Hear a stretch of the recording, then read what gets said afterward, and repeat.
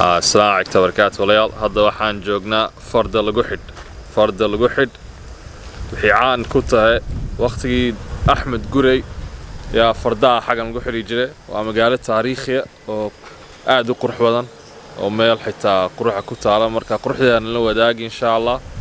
la socda waan islaamiyana tuulada farda lagu xidh soo arkaysiin dhismihii qadiimiga ka dhisan ولي wax horumar badan oo soo gaaray ma jiro insha Allah waxaan rajeynaynaa in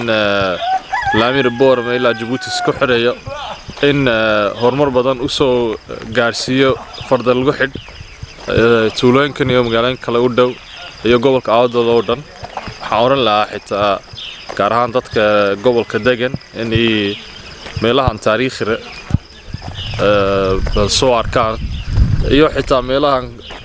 gobolka ka tirsan sida xitaa la socdaan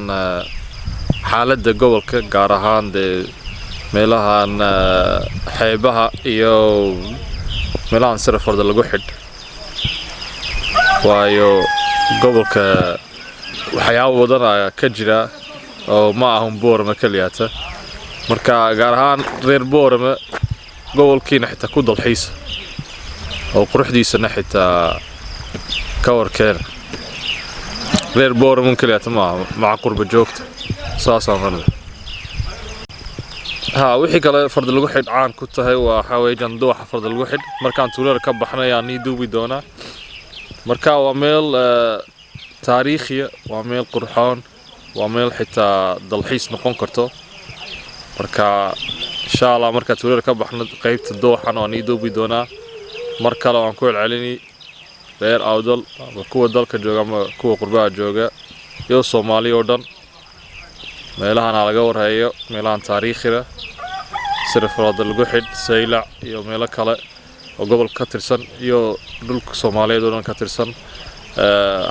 halagu dalxiisana xitaa maxaa la dhahaa horumar la soo gaarsiiyo sida maxaa la dhahaa shaqo abuur iyo dhaqaale abuur soo gaadho meelo kale فربضان أو مدة الصومالية حتى كفايدي كرت أيها السلام دمانتين سرعان كور نيشة فرد الجحد حيعان كتها وقتي دولة أضل أيا فردا حاجة الجحد جري أو مركي دجالة دعي جيران مركات أصلا كنتوسي سايني مجال فعوين تا أو تاريخ وين له أو كو حتى تاريخ وين ديجانا قاركود جول كأضل كترسن لكن نصيب دروحة ويجان تضبطن حتى ملان كمور هيان حتى مقرنيان تضبطن صومالي دلك الجوجة مع تدك قبل كالجوجة مركا آد مهمة إن مركا لما يلهن تاريخ نوعا أنا لسك إلاوين أو هرمر كير يهرمر لانتير لقور هيو يو حتى سرا لسوع لها تاريخ دن وين ايميشن سر فرد lagu xidh leer waxaan ka soo baxnay garbadadar saacadii barina qaaday ilaa aan farda lagu xidh soo gaarno marka ma kala foga ta kalena hadda waxa la leeyahay laamir Boorama ilaa Djibouti mari doono inuu xitaa farda lagu xidh soo mari doono marka waa magaalada waqtigii Axmed Gurey taariikh lahayd waqtigan cusubna inay xitaa taariikh yeelan karto yaa la filayaa maadaama xitaa laamiri gobolka Awdal isku xiri lahaa xitaa soo marayo marka waxay noqonaysaa magaalada istaraatiijiga oo muhiim inaad laga warhayo xitaa shaqo abuur iyo dhaqaale abuur laga sameeyo waayo farda lagu xidh wuxuu u dhowrahay deegaanadan kale gaar ahaan magaalada Garbadadar wixii isku xirtaana Saylac iyo inta u dhaxaysa lagu hayana aad kama foga marka waa meel location fiican ku taal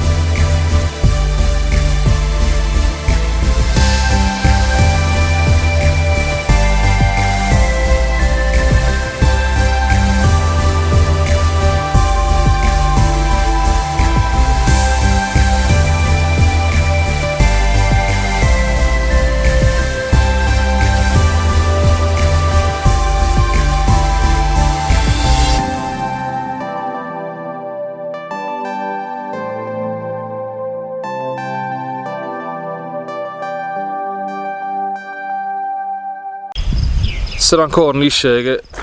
farda lagu xidh waxay jiri jirtay waqtigii dowladda adal oo fardaha lagu xidhi jiray waqtiga dagaalada taasna waxay ku tusaysaa inay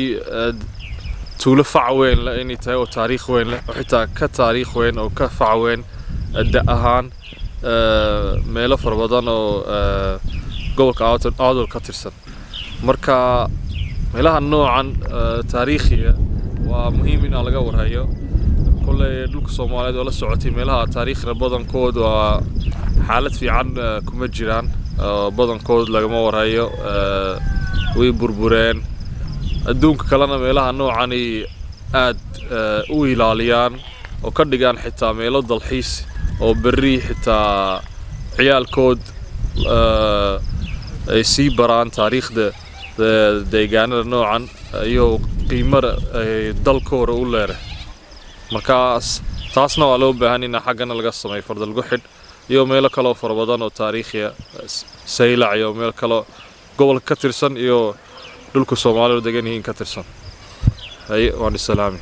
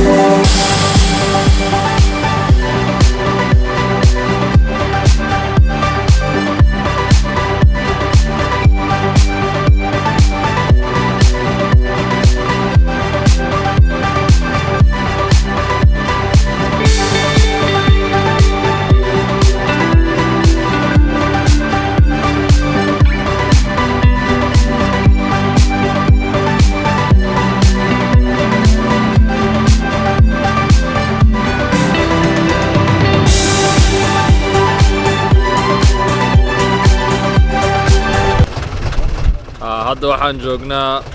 tuulada Gab oo caan ku ah dugsiga sare Gab insha Allah meeshan mar kale aan soo laaban doonaa hadda laakiin waxaan ku sii soconaa oo ku sii laaban doonaa Garbo Dadar marka insha Allah waxaan niisoo duubi doonaa xitaa tuulooyinkan u dhaxaysa farda lagu xidh ilaa Garbadadar iyo quruxdooda dhextaan la wadaago.